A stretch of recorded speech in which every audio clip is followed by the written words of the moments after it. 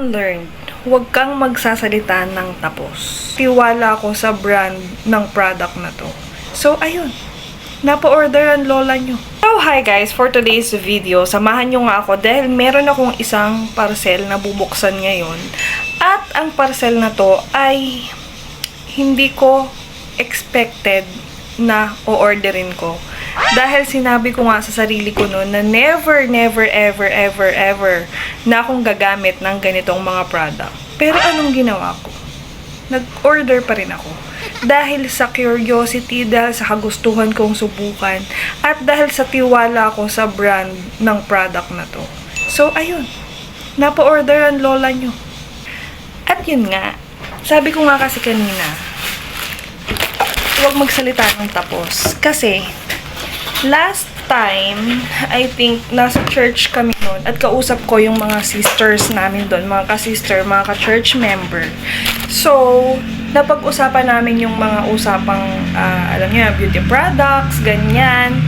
And then, sabi ko sa kanila, ako po, I used to, huwag na kasi mag-English, girl.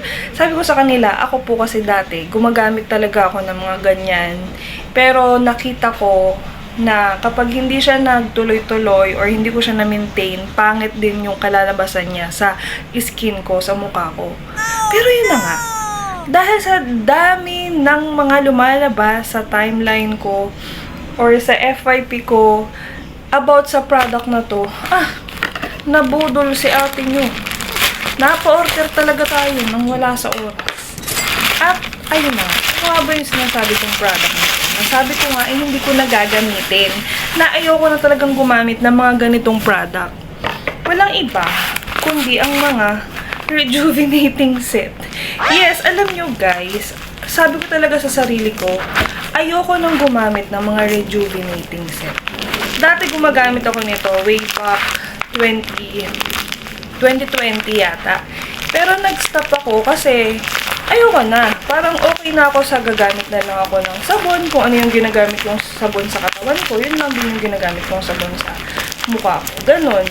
Pero, ayun nga, sabi nga nila, hindi naman enough yung nagsasabon ka lang. So, dapat meron ka rin mga toner, meron ka rin mga cream, sunscreen na ginagamit. At ito na nga. Nung bago ko pa makita to, bago pa lumabas tong product na to, naghahanap na ako sa sa isang application, online application ng toner at saka serum or cream na magagamit ko sa mukha ko kasi ayoko yung iba yung toner ko, iba yung serum ko. So naghahanap na ako ng magkakaparehong brand. Until one time nakita ko yung si Kamangyan Vlogs na sa kanya ko to nakita Sa kanya ko nakita to na pre-nomote niya. Kasi yun pala, siya yung isa sa mga endorser nga nitong product na to. At, nice. Alam niyo yun, parang tumibok na lang basta yung puso ko na, sige, gusto ko rin siyang subukan. At dahil nga, You Glow Babe siya. Ayan. Dahil nga You Glow Babe siya, ang laki rin talaga ng tiwala ko sa brand na to. Kaya naman, yung sinabi ko no na never na akong gagamit ng mga rejuvenating set. Dahil, kinain ko yung sinabi ko. Talagang, napa-order talaga ako. Una sa lahat, dahil nga sa tiwala ko sa brand na ito, sa You Glow Babe. At dati naman na rin kasi akong gumagamit or nagtitake ng capsule nila.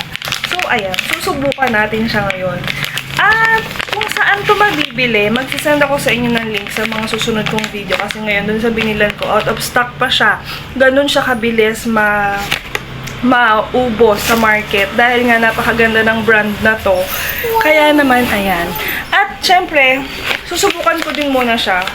Pero ako may tiwala talaga ako sa brand na to. Alam kong maganda ang kalalabasan nito sa skin natin. Ayan. Nabudol tayo. Nabudol tayo ni Kamangyan Vlogs. Nabudol tayo ni Ma'am Giselle. At nabudol tayo nito nga, ni You Glow Babe. Pero, alam ko naman na worth it yung pagkakabudol ko dahil malaki nga talaga yung tiwala ko sa product ng YouGlow Babe. Dahil matagal na akong gumagamit ng capsule nila at ngayon susubukan natin itong rejuvenating set nila na alam ko naman na hindi ako bibiduin ito. So ngayon na lang ako ulit gagamit ng rejuvenating set at nasa mabuting product ako.